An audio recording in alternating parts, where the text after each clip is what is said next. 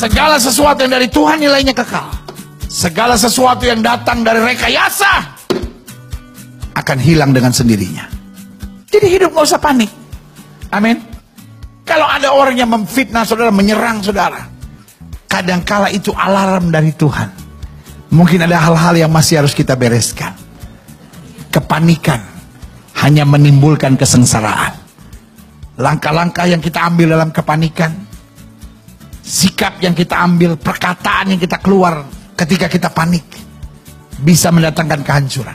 Karena kalau engkau panik dan kau mengucapkan kata-kata itu nyakitin orang. Kalau engkau panik dan mengucapkan kata-kata itu bisa menghancurkan. Kalau engkau panik dan kau ambil keputusan, keputusanmu pasti salah.